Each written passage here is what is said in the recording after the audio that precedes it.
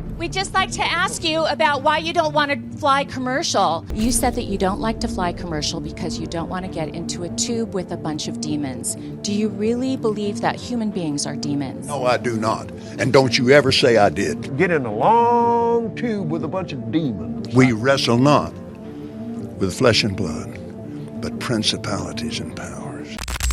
The apostles were businessmen. They were rich men, had plenty of money. I'm going to show you that Jesus was a wealthy man, had plenty of money. One of my chandeliers costs more than most people's house. I got 22 chandeliers in the house. They're extremely greedy. They don't need mansions. They don't need jets. God told me to have that plan. Any religious leader who speaks the word of God, who has more than one suit, while someone has no clothes, is a cop-out. Yeah, you know, Larry, I just don't see it that way. For $54 million, I want you to imagine how many people could be fed. Well, How many homeless could have places to sleep. The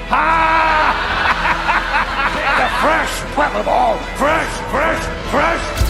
Are you hearing me?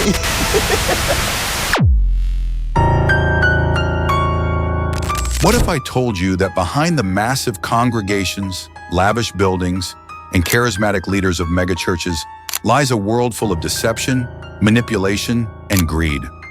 A world that's as far from the message of faith and charity as you can get. Today, we're diving into the dark world of megachurches, a growing phenomenon that has raised serious questions about the intersection of religion, money, and power. In the last few decades, megachurches have transformed from small places of worship into multi-million-dollar operations, each boasting tens of thousands of members. These churches have grown into massive brands, with pastors becoming celebrities in their own right. But while they promise spiritual fulfillment and personal salvation, the reality behind the curtain is far more troubling. Take, for example, some of the most well-known megachurches in the U.S., like Lakewood Church in Houston, pastored by Joel Osteen, or Hillsong Church in New York. Led by Carl Lentz until his controversial exit, these churches attract millions in donations each year and have global influence. But what happens to all that money? The numbers are staggering. In 2020, it was reported that the world's largest megachurch, Lakewood, had an estimated $90 million in annual revenue. And that's just one example. These churches often boast luxurious facilities, private jets, and multi-million-dollar homes for their pastors. One of the biggest criticisms of megachurches is the blatant display of wealth by the leaders. Pastors like Joel Osteen have come under fire for their extravagant lifestyles, which include living in multi-million-dollar mansions and preaching from stages designed like concert arenas. Despite living in luxury, these pastors often claim their wealth is a testament to God's favor. However, many followers argue that this is a clear manipulation of vulnerable people.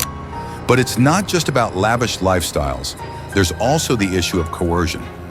Megachurch pastors often preach the prosperity gospel, a controversial doctrine that suggests that God will reward faithful followers with wealth, health, and success in exchange for their financial contributions. For instance, when you watch a typical Sunday service, you'll see an emotional appeal to donate, encouraging people to sow a seed of money into God's kingdom, promising that those who give will be blessed. But the real question is, who really benefits from these donations? One example of this troubling trend involves a pastor named Creflo Dollar, who has faced backlash for his multi-million-dollar jet purchase using church funds. Despite claiming to need the jet to preach the gospel globally, Dollar's actions sparked outrage. In 2015, he even launched a campaign asking his followers to donate money for a new private jet, which was ultimately valued at $65 million. Critics argue this is an example of the money-driven gospel that often takes advantage of people's faith and trust. Another case that made headlines was when televangelist Kenneth Copeland, known for his word of faith teachings, defended his personal jet, saying that he needs it to spread the gospel, yet critics view it as a symbol of his overwhelming wealth and lack of transparency. But it's not just financial manipulation that's at play. Megachurches are also accused of psychological manipulation. These organizations use carefully crafted marketing techniques to keep their congregations loyal. They create a powerful emotional experience during services, using lights, music, and charismatic preaching. to induce a sense of spiritual ecstasy that leaves congregants feeling as if they've been touched by divine power.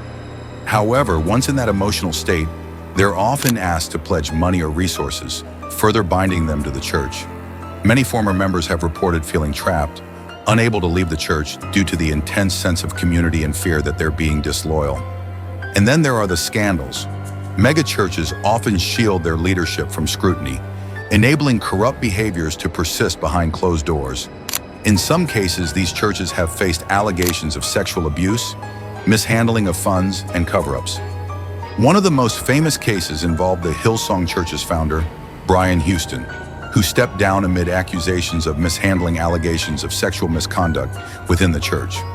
The scandal extended further when Carl Lentz, the lead pastor of Hillsong NYC, was fired in 2020 due to a moral failure involving adultery.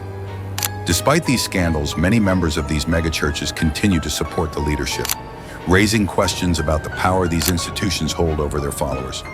But it's not all about the dark side. Megachurches claim to be active in social issues, offering charity, humanitarian aid, and community outreach programs. They provide services like addiction counseling, youth programs, and disaster relief, all of which seem to align with the message of compassion and support. But the question remains, why does this charity often come with strings attached? Are these churches truly serving their communities? Or is the giving more about building the church's brand and securing more financial donations? What can we learn from this? The megachurch phenomenon isn't just about religion, it's about power, money, and influence. While some of these churches may genuinely serve their communities, the financial and emotional manipulation happening in others raises serious concerns. Can reform happen in these institutions? Many believe the answer lies in greater transparency and accountability. Megachurches must return to their roots, where faith, love, and community come first, not profits. The reality behind the megachurch world is darker than we often imagine. While thousands flock to these places seeking guidance and support, the people running these massive institutions are often operating with very different motives. As the controversy grows, it's time to ask, are we being led by faith or by greed? Thank you for watching. If you found this video eye-opening, make sure to like, share, and subscribe for more investigations into the world's most powerful institutions. Leave your thoughts in the comments below. What do you think about the megachurch phenomenon?